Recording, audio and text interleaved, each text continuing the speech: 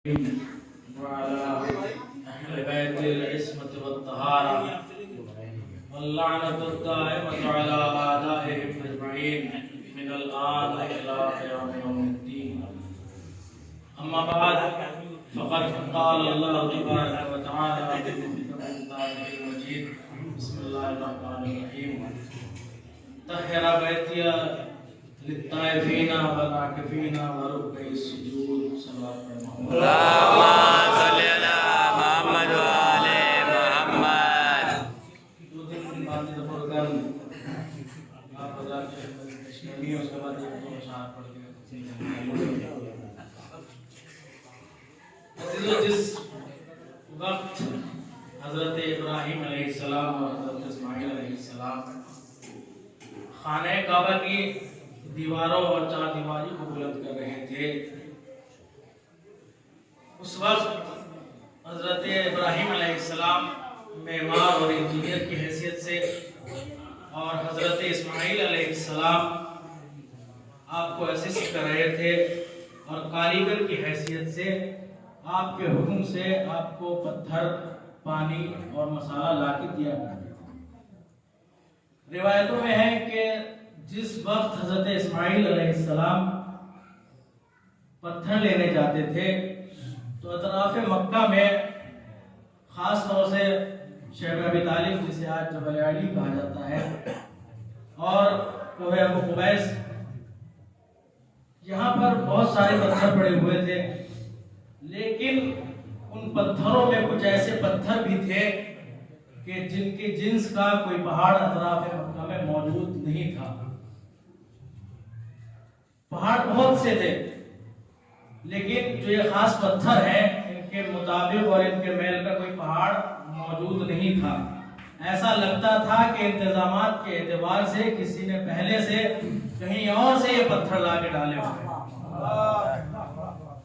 اور اس بات کی تصدیق تو تب ہوئی کہ جب حضرت اسماعیل علیہ السلام پتھر اٹھانے کے لیے جھکتے تھے اور ایک نظر پتھروں پر ڈالتے تھے تو جو پتھر خانہ خدا کا حصہ بننے والا ہوتا تھا وہ زور سے کہتا تھا: یا نبی اللہ ہانا ذات، اے نبی اللہ، اے اللہ کے نبی، میری باری ہے، مجھے اٹھا کے لے چلیے۔ صلوات پڑھیں محمد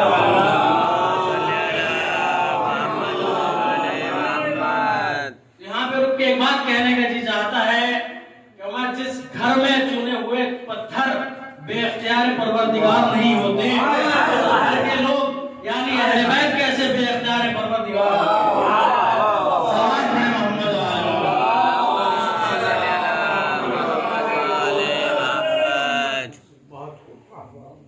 تو جب جناب اسماعیل پتھر اٹھانے کے لیے کھڑے ہوتے تھے تو پتھر کہتا تھا: یا نبی اللہ ہاں نازاک، میں یہاں ہوں، یا نبی اللہ ایسا ویسا پتھر نہ اٹھائیے گا۔ تو عزیزو، پتہ یہ چلا کہ اس بیت میں چنا ہوا کی دیواروں میں ایک ایک پتھر اللہ کی طرف سے منتخب اور سلیکٹڈ ہے۔ تو جب بیت میں اتنا اہتمام ہے تو یقیناً جسے اہل بیت بنایا جائے گا اللہ کی طرف سے منتخب اور سلیکٹڈ ہوگا۔ تو ایک جملہ عرض کروں اور جوش بلا کو تسکین دوں کہ جب بیت کی بات آئی تو اتنا اہتمام جو یقیناً اہل بیت کے لیے بھی، تو عزیزوں پروردگار سے کی طرف سے انتخاب مہم ہوتا ہے۔ اگر ایسا نہیں ہے کہ آپ بیوی کو بھی کہہ دیں گے صاحب اہل بیت میں، اگر نکاح سلیکشن ہوتا تو 11 تھی، اکیلے کو کیا کہنا؟ صلوات پڑھیں محمد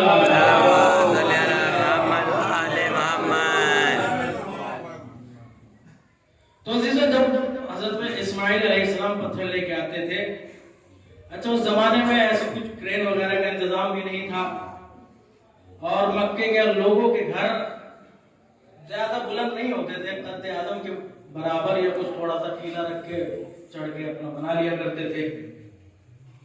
تو اب خانہ خدا بنے تو کیسے بنے؟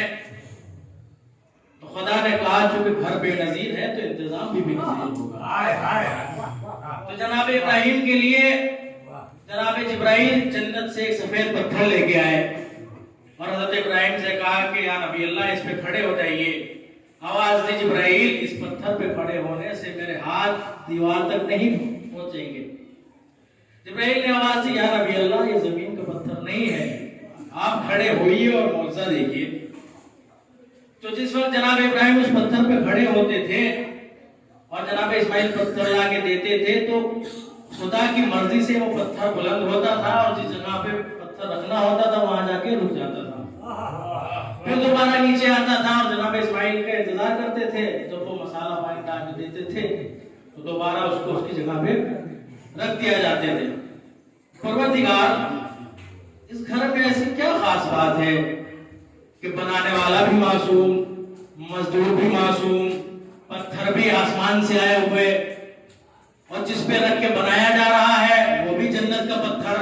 آواز آئی نادان مکین کے اسٹیٹس کا مکان بنایا جاتا ہے. ایسا مکین ویسا مکان. صلوات پڑھیں محمد والے اللہم صلی علی محمد والے محمد. بس آخری بات اور پھر ایک دو اشعار پڑھ کے آپ کی عبادت تمام. تو جس اعتبار کا مکین ویسا مکان. اب ہم یوپی اور اتراکھنڈ اور بہار کے رہنے والے لوگ گھر بنانے کے لیے مزدوروں اور انسانوں سے مدد لیتے ہیں اور یورپ میں گھر بنانے کے لیے مشینوں کا انتظام کیا جاتا ہے.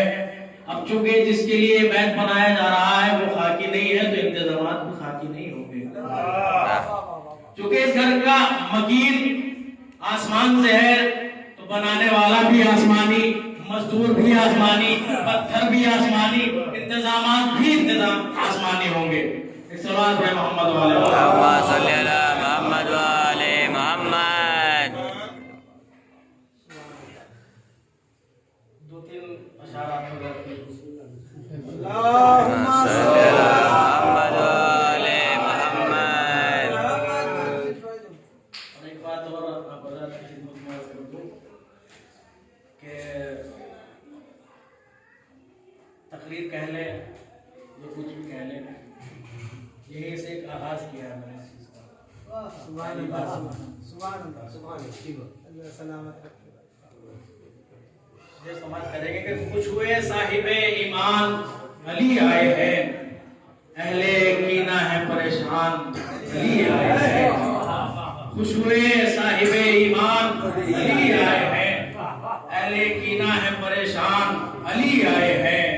مسکراتے ہوئے بولیے حرم کی دیوار, مسکراتے ہوئے بولیے حرم کی دیوار, وہ مبارک تمہیں عمران علی آئے ہیں, مبارک تمہیں عمران علی آئے ہیں. اور عرش پر ہے متعجب شب معراج رسول, عرش پر ہے متعجب شب معراج رسول. مجھ سے پہلے یہاں مہمان علی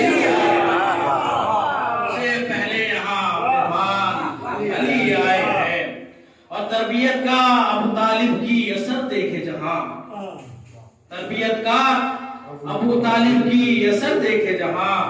دین پر ہونے کو قربان علی آئے ہیں. اور شعر دیکھیں کہ مشکلیں پڑ گئی, مشکل میں بڑی مشکل ہے, مشکلیں پڑ گئی, مشکل میں بڑی مشکل ہے. زندگی ہو گئی آسان علی آئے ہیں, زندگی ہو گئی آسان علی آئے ہیں. اور ہنس کے کعبے نے کہا لا تو حبل سے بھاگو, ہنس کے کعبے نے کہا لا تو حبل سے بھاگو. میری عظمت کے نگہبان علی آئے ہیں, میری عظمت کے نگہبان علی آئے ہیں. اور تھر تھری جسم پا مرہب کے نظر آنے لگی, تھر تھری جسم پا مرہب کے نظر آنے لگی. سن لیا جب سرے میدان علی آئے ہیں, سن لیا جب سرے میدان علی آئے ہیں. اور خطبہ زینب نے دیا, خطبہ زینب نے جو دربار یزیدی میں دیا, سب کے سب ہو گئے حیران علی آئے ہیں. اور آخری شعر دیکھیں گے کہ ہاتھ سینے پہ دھرے میں نے دم مرگ کہا، ہاتھ سینے پہ دھرے میں نے دم مرگ کہا، صبر کر اے دل نادان، علی آئے گا۔ صلوات پڑھو۔